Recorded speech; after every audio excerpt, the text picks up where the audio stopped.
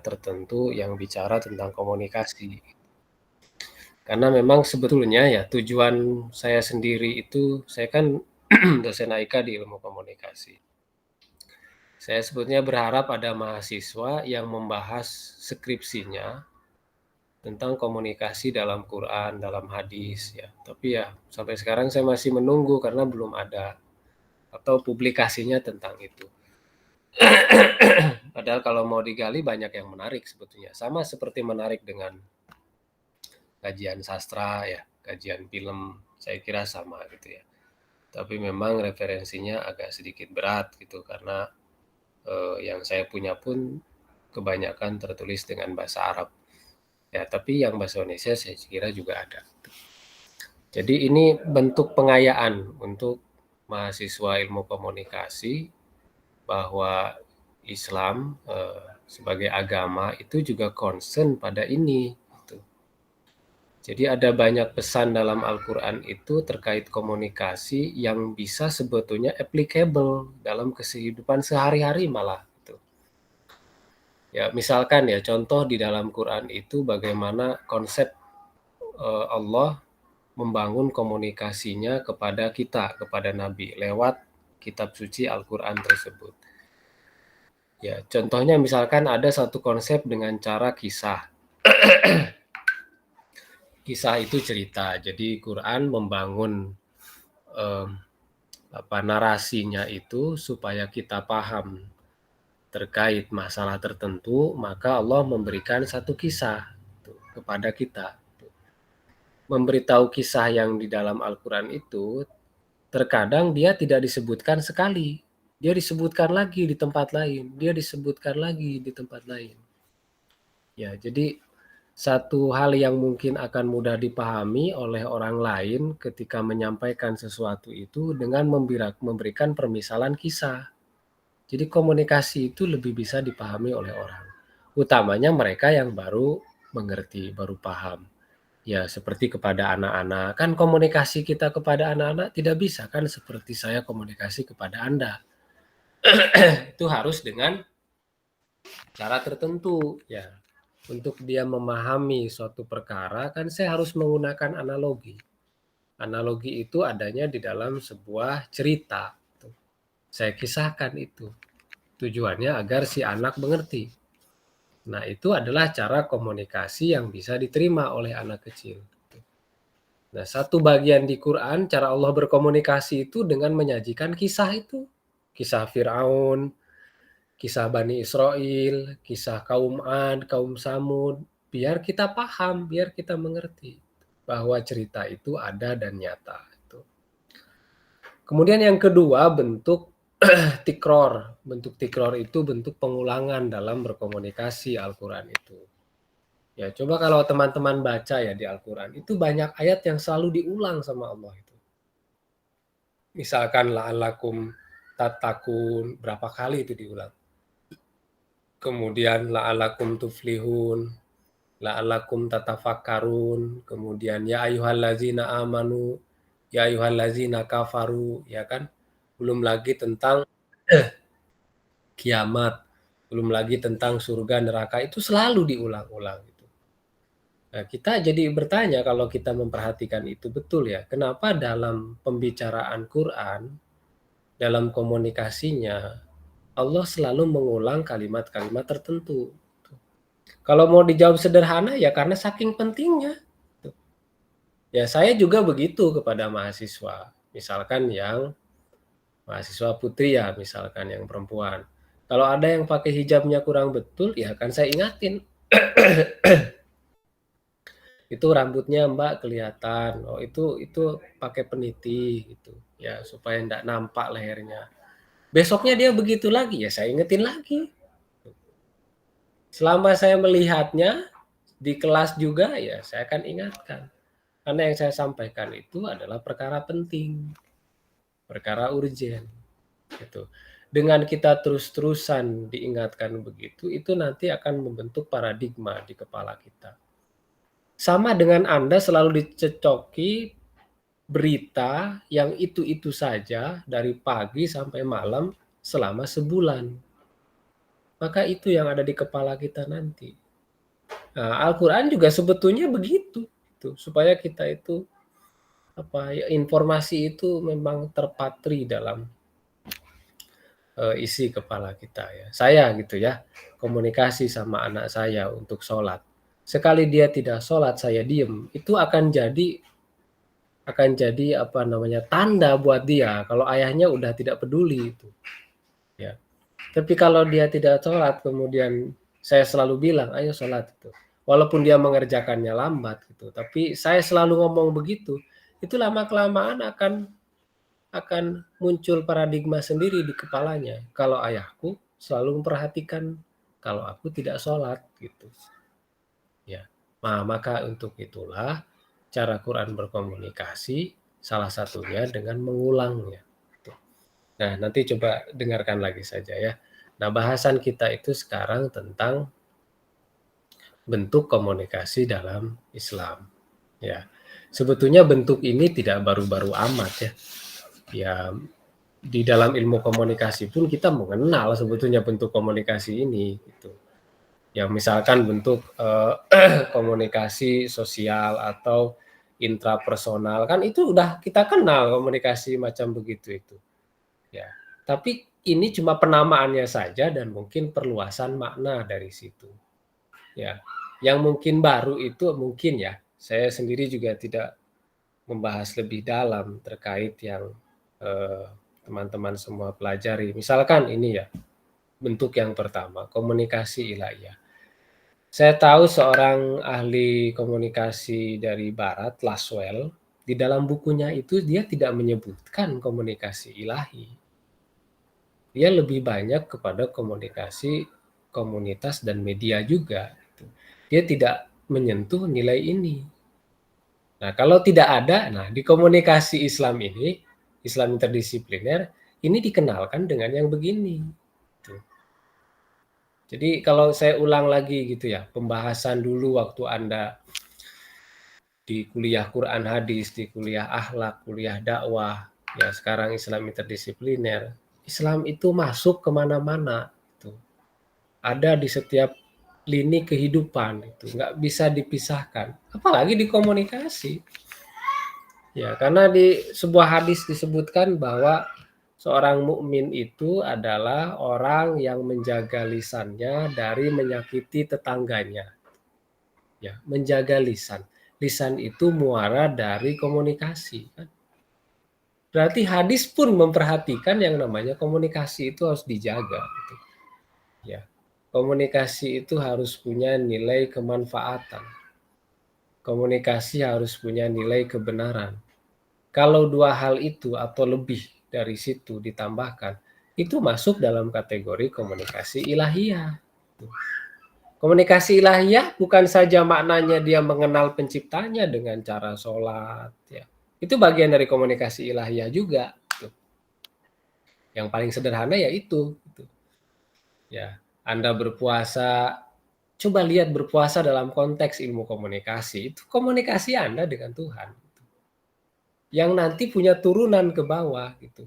Cara kita mendengarkan Tuhan itu, kita kan mendengarkan Tuhan, kan komunikasi kan setara, ada timbal balik, orang ngomong kita menjawab. Apa yang diomongkan Tuhan kepada kita untuk kita berpuasa? Ya ayyuhallazina amanu kutiba alaikumusiyam. Itu Allah ngomongnya begitu dan kemudian kita menjawab dengan cara melaksanakan puasa tersebut. Itu kita masuk ke dalam ranah pengertian komunikasi ilahiyah. Jadi segala perintah di dalam agama yang kita laksanakan berarti kita sudah komunikasi sama Allah gitu dalam tanda kutip tentunya. Ya. Kita melaksanakan ibadah haji itu juga bagian dari komunikasi ilahiyah. Gitu. Komunikasi kita dengan pencipta. Datanglah kita ke tanah suci.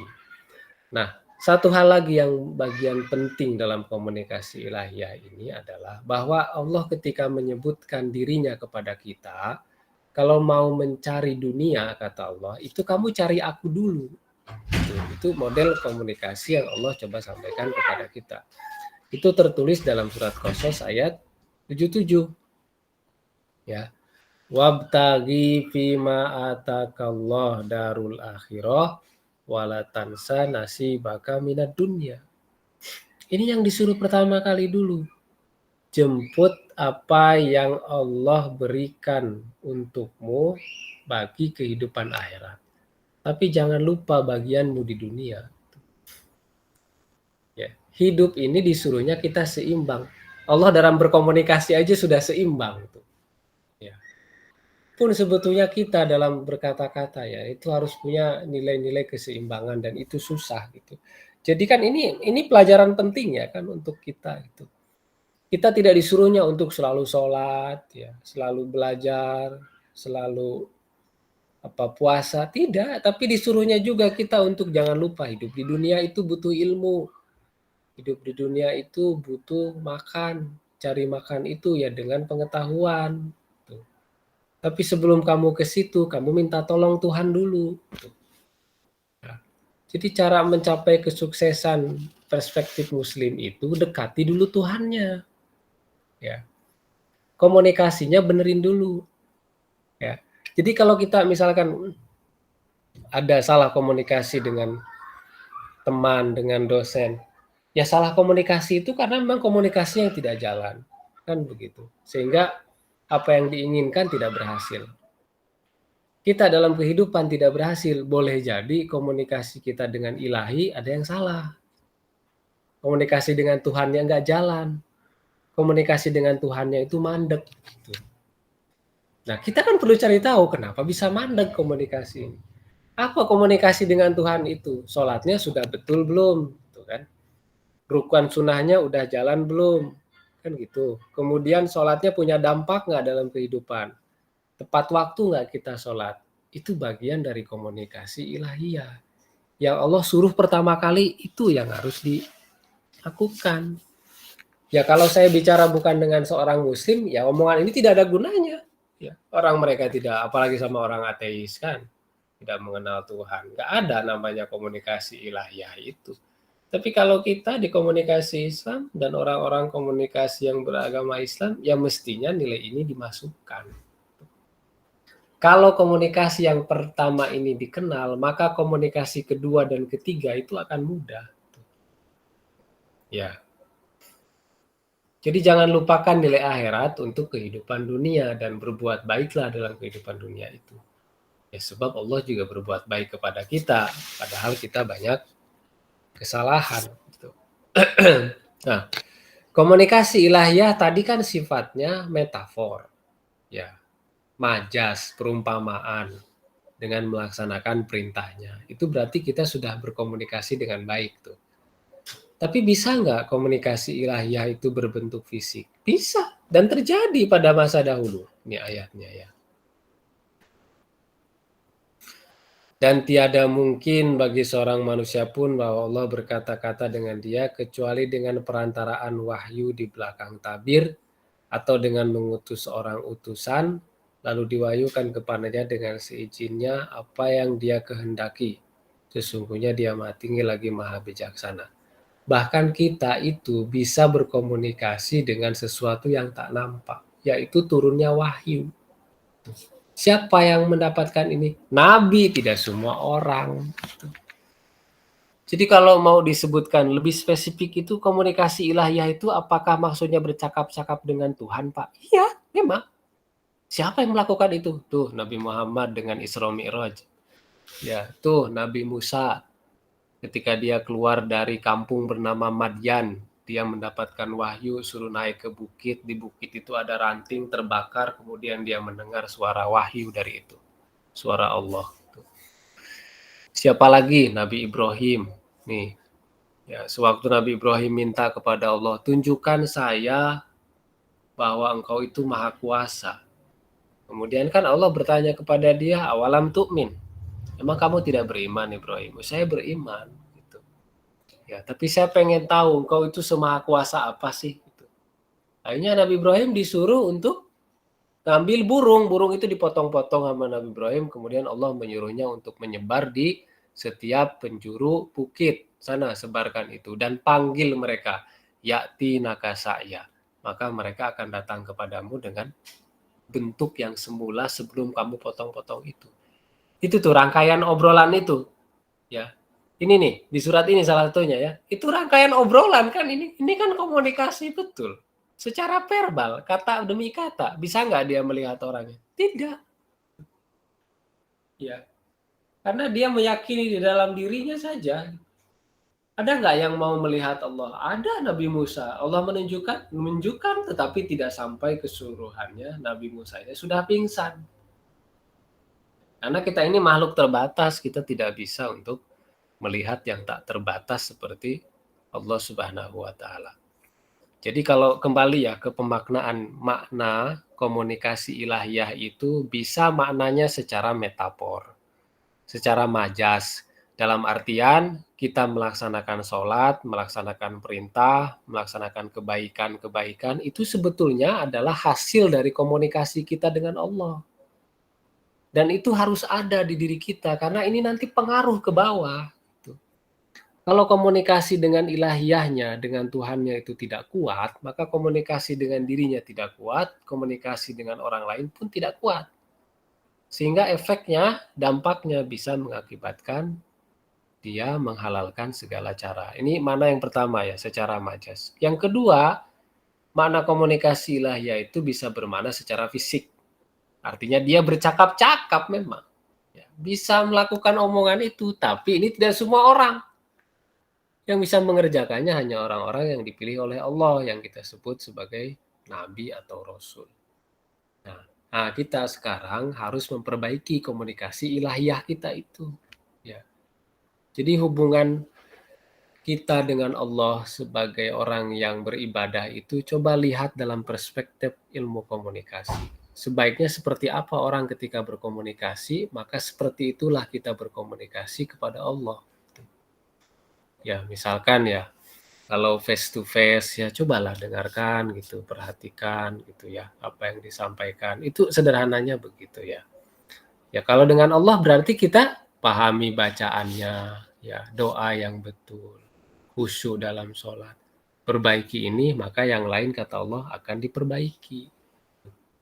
Ya, jadi kawan-kawan atau siapapun yang saat ini sulit mengerjakan tugas atau mungkin ada yang belum selesai satu dan lain hal masalahnya, coba perbaiki komunikasi dengan Tuhan dulu. Komunikasi ilahiyahnya itu dibenerin dulu. Salah satunya adalah sholatnya yang betul. Ya, sholat tepat waktu, ya, kemudian sholat sunnah dikerjakan, kemudian berzikir, berdoa. Kemudian buktikan sholat itu dalam kehidupan sehari-hari. Maka yang lain Allah akan perbaiki. Nah, kita sudah belum komunikasi pertama ini? Ya. Jadi mungkin saja kita tidak banyak berhasil karena memang komunikasi kita yang pertama itu buntu atau gagal.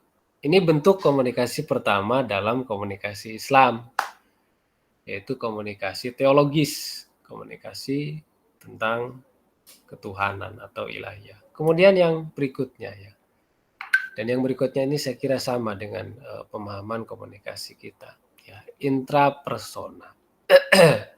Apa sih intrapersona ini? Ya sederhananya komunikasi dengan diri sendiri. Kita istilahkan muhasabah.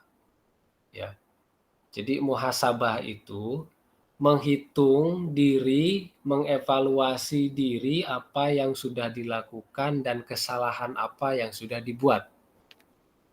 Itu satu hal yang penting dalam komunikasi intrapersona. Ya, dia bukan cuma mencari solusi atas permasalahan yang dia dapat, tetapi muhasabah intrapersona dalam komunikasi Islam, dalam bentuk komunikasi Islam adalah mencoba mencari kekurangan sehari ini, dan memang itu terjadi kekurangan itu, kesalahan itu kita buat.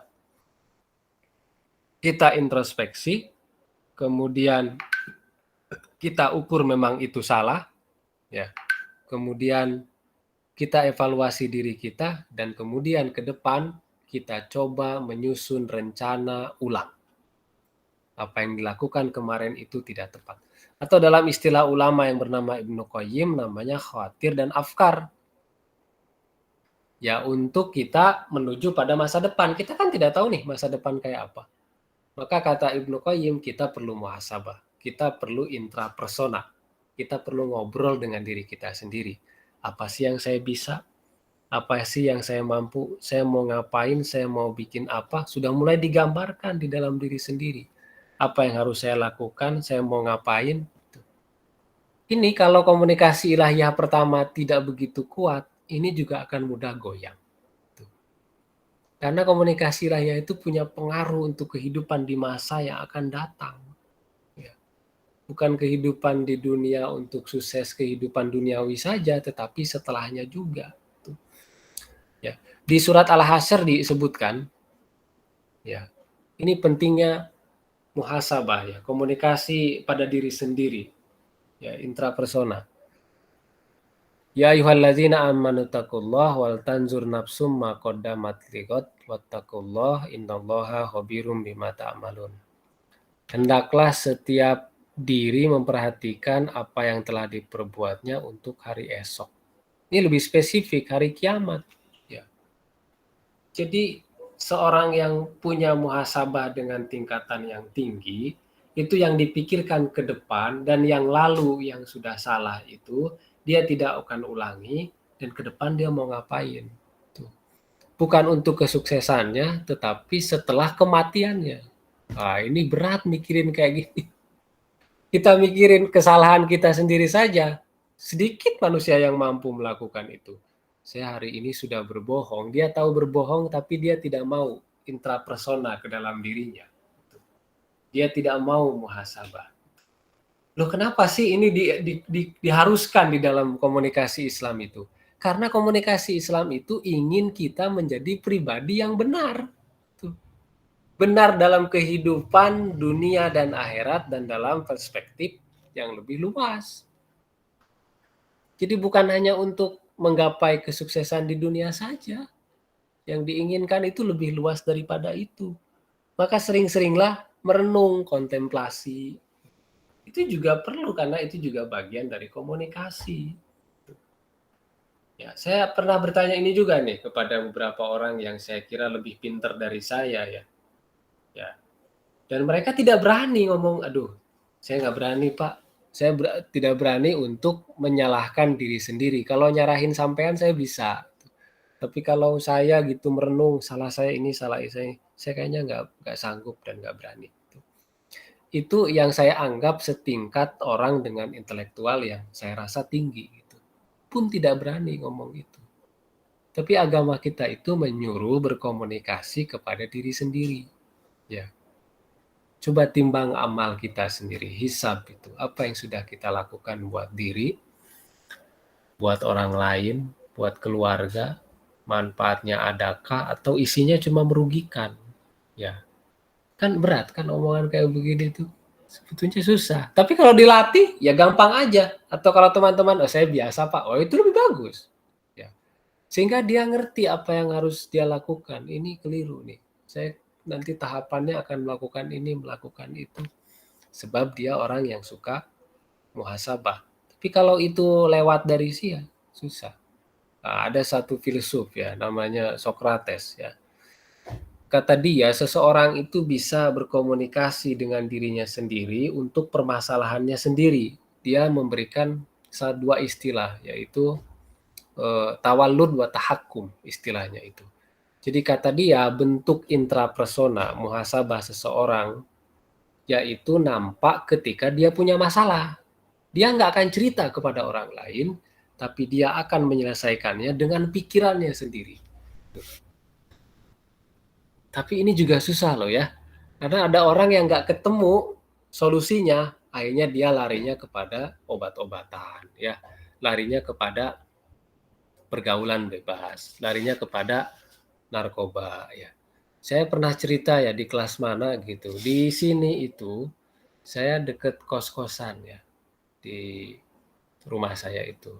Ini ada satu mahasiswa di satu kampus dekat rumah saya itu kedapatan di kamarnya itu banyak minuman keras. Ada botol minuman keras di situ. Dan kebetulan yang punya kosannya itu ipar saya. Kemudian diinterogasi, kenapa kamu nyimpen minuman keras? beli di mana itu dan kenapa. Tapi poin pertanyaannya itu kenapa? Kenapa nyimpen minuman keras ini? Orangnya perempuan, muslimah. Dia bilang ya karena putus cinta ya, karena asmara. Ya, karena asmara sampai begitu tuh. Itu kalau kembali ke Sokrates, orang ini berarti kan tidak bisa muhasabah, gagal muhasabahnya. Ya, dia tidak bisa komunikasi intrapersona terhadap masalah yang dia punya. Kenapa tidak bisa? Karena yang menguasai dirinya bukan lagi pikirannya. Apa? Ya nafsunya. Kalau sudah tertutup begitu, gawat. Bagaimana nafsu itu bisa berkurang? Tadi yang pertama, komunikasi ilahiyahnya itu benerin. Kalau itu enggak dibenerin nih, ke sininya, ke bawahnya, masalah. Akan masalah. Ya contohnya itu. Karena ibadahnya yang lainnya kurang, ya baca Quran juga tidak pernah, mengkaji agama juga tidak ada waktu, sholat juga mungkin ya asal inget, ya ini ya yang jadi masalah.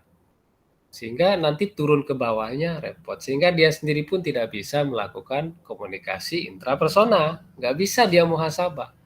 Karena yang pertamanya itu tidak kuat.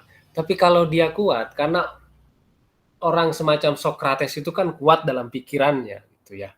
Sehingga dia ketika ada masalah, dia langsung mengembalikan kepada pikirannya dengan cara tenang dirinya, mencari solusinya dulu, mencari titik permasalahannya di mana, kemudian dia mencari solusinya. Sehingga dia tidak perlu bantuan orang lain menyelesaikan masalahnya itu. Ya.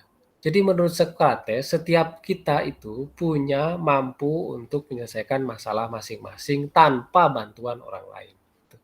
Caranya gimana? Tawalud wa tahakum tadi konsepnya. Ya. Berpikir masalahnya apa, kemudian mencari solusinya. Lagi-lagi ya, yang begini perlu dilatih. Maka ada satu hadis ya, sebetulnya hadis ini panjang ya, bercerita tentang sahabat Nabi yang oleh Nabi itu dijamin masuk surga, yaitu pamannya Nabi sebetulnya, Abbas namanya. Sampai ada seorang sahabat namanya Abdullah bin Ibnu Mas'ud pengen tahu apa yang dilakukan oleh orang ini sampai Nabi itu menjaminnya masuk surga. Gitu. Sampai 3 kali Nabi bilang begitu. Dia datang telat ke masjid, tapi Nabi bilang, atakumur rajulu min ahlil jannah. Ini nanti akan ada seorang lelaki, itu nanti dia ahli surga. Ya, pas datang orangnya, dilihatin, biasa aja orangnya. Nggak ada muka-muka ahli surga itu. Sampai besoknya Nabi ngomong gitu lagi, orang itu lagi yang muncul. Sampai 3 kali Nabi ngomong gitu lagi, orang itu lagi yang muncul. Sehingga sahabat Ibnu Mas'ud pengen tahu kan apa sih yang dikerjakan oleh orang ini. Akhirnya dia nginep di rumahnya Abbas. Saya mau nginep di rumah kamu. Kata Abbas, ya silahkan. Dia tunggu sampai 5 hari di sana, biasa aja, nggak ada yang spesial, sholatnya biasa, makan ya banyak, sholat sunnah nggak ada, kok bisa ya dijamin masuk surga itu. Ya. Dan itu ditanyakan oleh Ibnu Mas'ud. Setelah mendengar itu dibilang oleh Ibnu Abbas, ya kamu lihat sendiri saya biasa aja ibadah saya. Ya sudahlah kalau begitu saya pulang. Sebelum pulang, Ibnu Mas'ud dipanggil sama Abbas. Mas'ud sini dulu ya. Saya sebetulnya punya kebiasaan, sebelum saya tidur, saya muhasabah. Sebelum saya tidur, saya komunikasi intrapersonal dulu. Apa yang kamu komunikasikan? Saya mohon ampun sama Allah. Saya maafin semua orang yang nyakiti saya hari ini. Itu rupanya salah satu cara dia masuk surga. Memaafkan orang.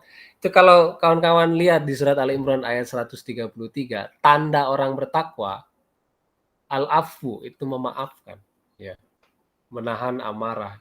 Wah, semua susah sebetulnya ya. Jadi cara orang dengan muhasabah saja ya itu bisa memasukkannya ke dalam surga tuh. Ya, ini perluasan dari perspektif ilmu komunikasi. Memang di Al-Qur'an hadis itu tidak menyentuh tentang komunikasi, tapi kalau kita tarik ke situ, itu ada ketersambungannya dengan komunikasi intrapersona atau muhasabah. Tuh.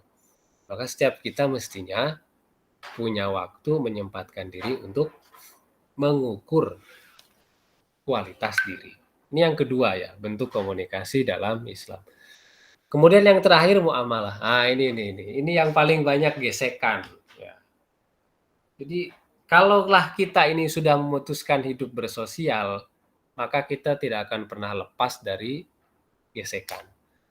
Tidak akan pernah lepas dari ketegangan. Tidak akan pernah lepas dari permusuhan. Itu udah resiko hidup bermuamalah. Tidak akan selalu teman itu bikin kita senang, akan ada masanya bikin kita jengkel juga ya. Bikin kita sakit hati juga tuh. Bikin kita susah juga ya. Ya, ini model komunikasi yang antar manusia ini ya lebih rumit karena kita berkomunikasi dengan orang yang tidak sama isi kepalanya. Ini kayak di sini semua ini. Kan nggak bisa saya menyamakan kecerdasannya, nggak bisa lah ya kan. Menyamakan isi dan ide kepalanya, nggak bisa. Pasti berbeda. Karena berbeda itu pasti gesekan tuh ada. Pasti akan tidak selalu sama pikiran itu. Pikiran tidak sama memungkinkan saling bersetegang. Untuk itu Allah menyebutkan di suratnya Al-Hujurat ayat 13, kita tuh diciptakan lita'arofu, kan berbeda-beda supaya kita itu paham satu dengan yang lain. Maka ketika hendak bermuamalah, berkomunikasi antar manusia, Anda harus paham siapa teman Anda itu. Kebiasaannya bagaimana, ya kan? Kesenangannya apa, sikapnya seperti apa, pikirannya terhadap hal tertentu macam apa, ya. Keluarganya bagaimana. Harus sampai sejauh itu kalau sama manusia itu. Ya memang kita akan terbatas untuk mencari-cari yang seperti itu. Maka yang bisa kita lihat saja misalkan di kampus, ya. Pikirannya dia terhadap mata pelajaran tertentu ya coba diuji. Gimana ya pikiran dia terhadap ini gitu. Atau misalkan pikiran dia terhadap sekarang pilpres gitu. Siapa ya yang dia pilih gitu. Ya, atau pikiran dia terhadap teman tertentu ya atau terhadap ajaran tertentu dan macam-macam. Dengan Anda mengetahui pikirannya itu, maka Anda bisa menentukan langkah yang tepat gimana cara berkomunikasi dengan dia. Paling tidak untuk meminimalisir gesekan itu. Oh, saya tahu orangnya kayak gini. Maka saya tidak akan menyentuh bagian itu karena saya rasa dia tidak akan suka. Nah, Anda melakukan tindakan itu karena sebelumnya Anda sudah mengetahui sifatnya itu.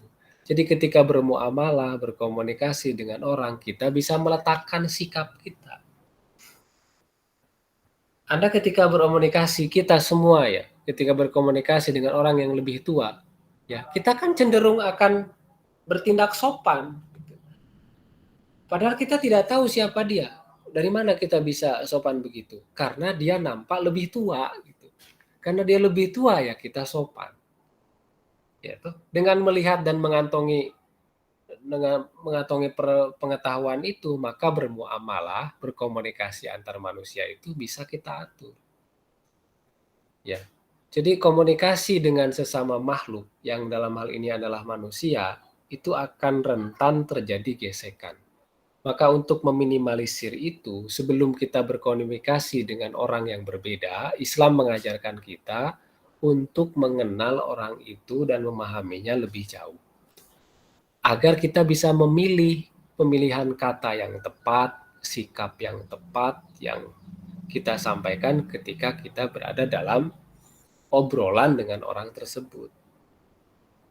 Agar tidak ada terjadi kesalahpahaman, ya. Agar hubungan antar sesama itu menjadi kuat. Lagi-lagi, ini kembali kepada yang pertama, komunikasi ilahiyah itu. Karena di komunikasi ilahiyah itu ngajarin bagaimana muhasabah, ngajarin bagaimana muamalah. Sehingga dari atas itu diterapkan ke bawah. Ya, jadi inspirasinya dari komunikasi yang atas, komunikasi ilahiyah. Ke bawah kita tahu bagaimana kita harus bersikap kepada orang lain. Termasuk ketika kita menghadapi masalah dengan orang lain. Bagaimana cara kita menanganinya ya? Kan itu juga butuh mikir itu. Ya. butuh menyelesaikannya itu butuh ide gimana saya bisa selesai masalah saya dengan dia. Ya, mau tidak mau kita harus mencari solusi itu. Ya. Muamalah ini, komunikasi antar orang, antar manusia itu tidak dibatasi pada manusia saja sebetulnya. Itu juga adalah komunikasi terhadap hewan. Tuh, lihat, kita luas banget komunikasi Islam itu. Komunikasi terhadap benda. Itu masuk di situ. Kita kan harus menjaga tumbuh-tumbuhan kan. Menjaga tumbuh-tumbuhan itu bagian dari muamalah dengan selain manusia. Komunikasi dengan semua makhluk. Harusnya dijaga itu pohon. Harusnya dijaga juga itu hewan, tidak menyakitinya. Kalau kita punya peliharaan, ya harusnya kita kasih makan. Kita kasih makan begitu, itu contoh kita berkomunikasi dengan baik. Dengan hewan tersebut. Ya, secara muamalah yang sifatnya lebih umum ya. Jadi kalau kita rangkaikan bahasan kita ini, komunikasi Islam itu menginginkan komunikasi yang universal, yang comprehensive, yang sumul, yang hanya tidak membatasi komunikasi itu antar manusia dengan manusia lain, antar seseorang dengan dirinya. Tetapi juga jangan lupakan untuk komunikasi dengan pencipta dan Tuhannya, juga untuk berkomunikasi dengan hewan dan lingkungannya. Karena itu semua satu kesatuan, mereka semua hidup di dunia. Dan mereka dalam bahasa agama disebut umat.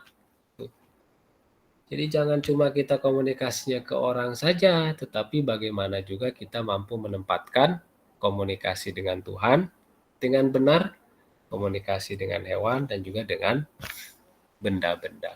Dengan begitu berarti komunikasi kita tidak dibatasi. Dan memang harusnya demikian. Gitu ya.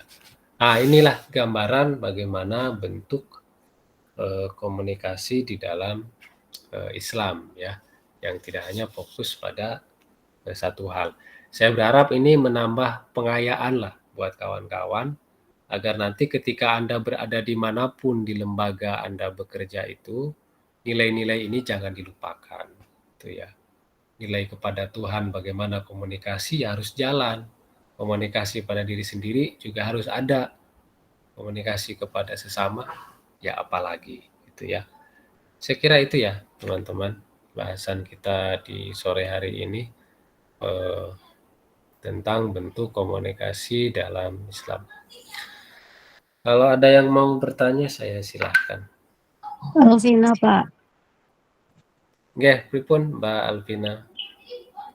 Iya, Alvina mau tanya Pak, kan sekarang ini tuh banyak banget ya Pak orang yang putus asa sama dirinya sendiri itu tuh dengan cara melampiaskan rasa capeknya itu kayak yaitu tadi minum alkohol, bunuh diri dan lain sebagainya. Nah, terus ada juga Pak yang beropini kalau orang yang melakukan itu tuh artinya dia itu nggak beriman sama Allah dan terus ada juga yang bilang kurang deket sama Allah, terus nggak sholat gitu-gitu kan Pak. Nah, terus ada juga tuh yang bantah terkait opini itu, kayak bilang kalau mental orang itu beda-beda, jadi nggak bisa semua itu dikit-dikit dikait-kaitin sama Allah gitu. Nah, jadi Alvina mau tanya, jadi kalau menurut Bapak opini bantahan itu eh, bisa dibenarkan atau gimana Pak? Ya, sebentar ya Alvina, saya ada mungkin referensi buku yang bisa dijadikan pegangan. Sebentar. Iya Pak.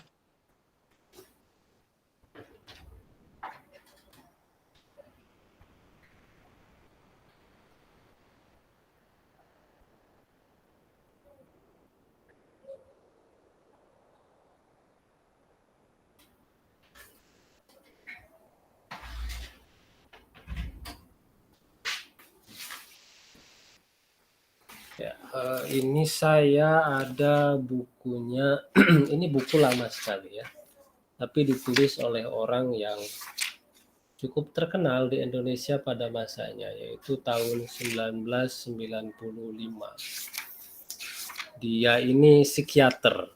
Ya, dia menulis tentang Al-Quran dan ilmu kedokteran jiwa. Ya, dalam satu tulisannya dia menyebutkan bahwa jiwa atau mental seseorang yang sehat itu kalau dia melaksanakan rukun iman dan Islam dengan benar. Jadi dia mengambil satu pendapat dari seorang ahli psikiater ya, siapa namanya ini?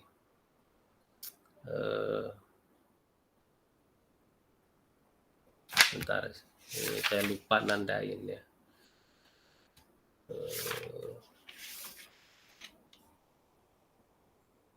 Oh, rupanya dari satu topik yang disebutkan di dalam First Pan-Pacific Conference on Drug and Alcohol pada tahun 1980 di Canberra, Australia. Judulnya itu Psychiatry and Religion. Ya, jadi psikiater dan agama. Di dalam pembahasan pada konferensi itu disebutkan bahwa orang yang mendekati agama itu justru lebih kuat secara mental. Ya, mereka yang jauh dari agama itu rentan mentalnya. Rentan untuk disusupi, rentan untuk dirusak, rentan untuk dipengaruhi karena mereka tak ada pegangan.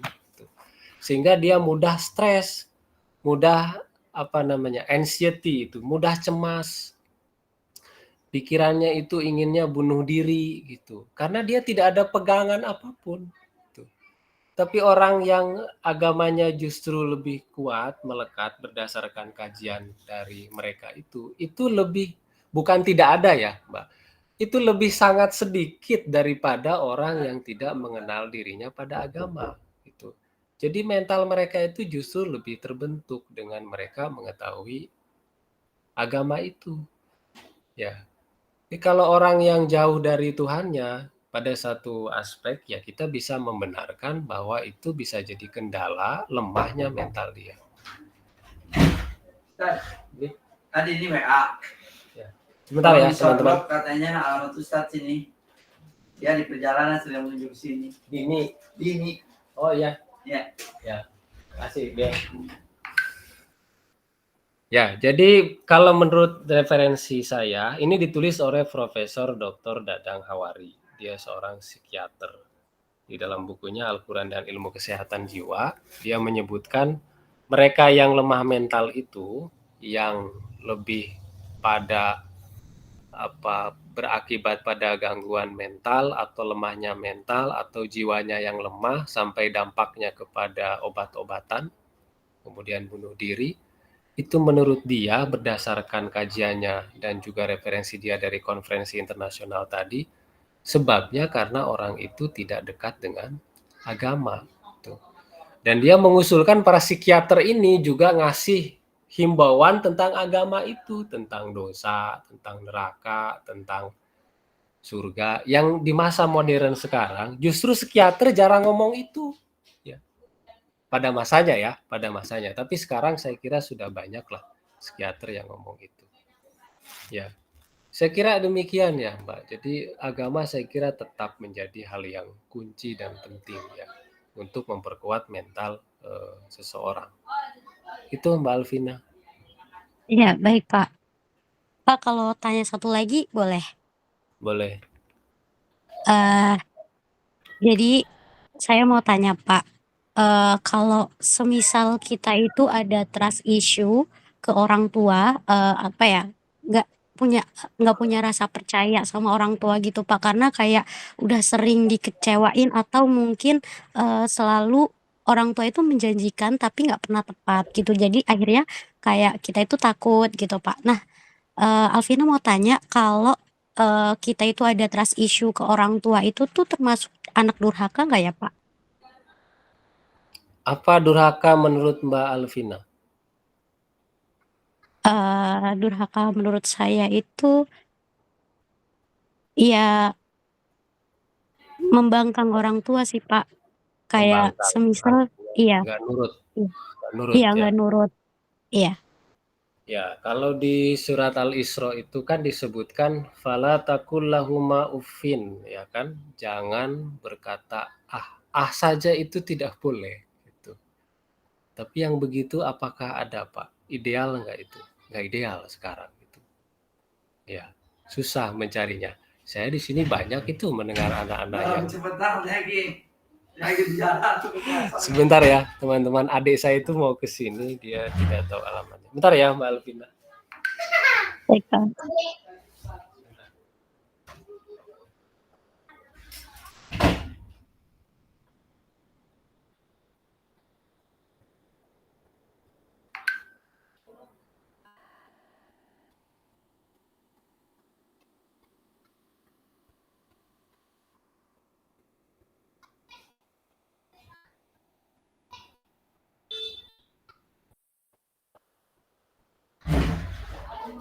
Halo.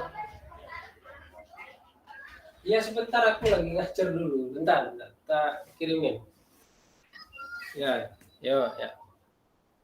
Salam.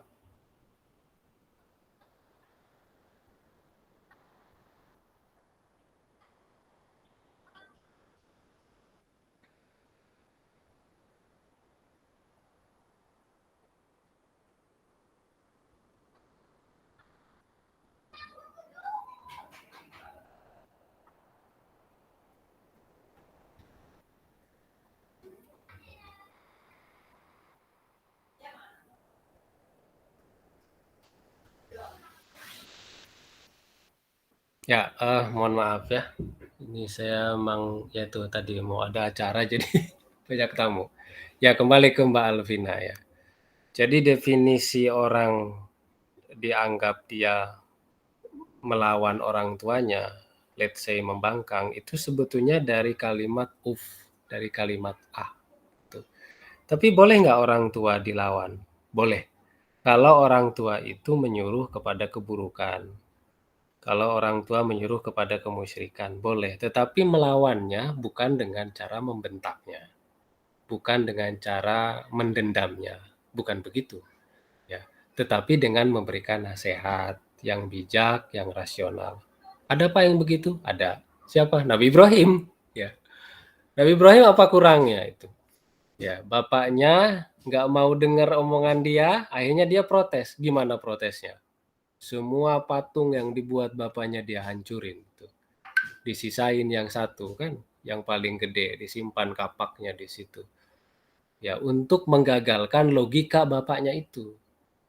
Di Ibrahim ditanya, kemudian kata Ibrahim, ya tanya saja Pak sama patung yang lebih gede. Itu kapaknya ada pada dia. Dia itu cuma patung, nggak mungkin bisa menghancurkan itu. Terus kenapa Bapak menyembahnya? Bapaknya terima dengan logika itu? Tidak terima. Dia marah.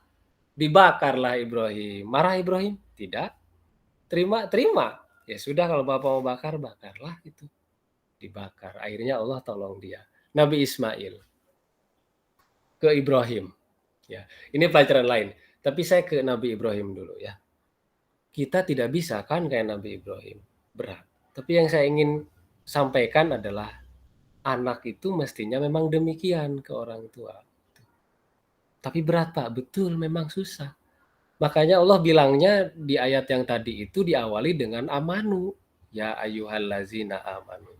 Ini kalau Mbak Alvina dan yang lain ada isu yang kayak begitu, saya harapkan jangan langsung diomongkan di depan orang tua. Ya, mendingan Anda simpan dulu sendiri. Ya. Kemudian coba muhasabah tadi itu. Kemudian kalau ingin bicara baik-baik, cobalah bicara baik-baik. Kalau tidak bisa, coba ketemu dengan pihak ketiga, misalkan kakak dari bapak, kemudian saudara dari ibu, untuk membantu menyelesaikan solusi yang dipunyai gitu. Ya, jangan saya khawatir nanti kalau dikonfrontasi kita tidak bisa menahan omongan kita sehingga keluar kata-kata yang buruk. Jadi seburuk apapun orang tua itu tetap orang tua.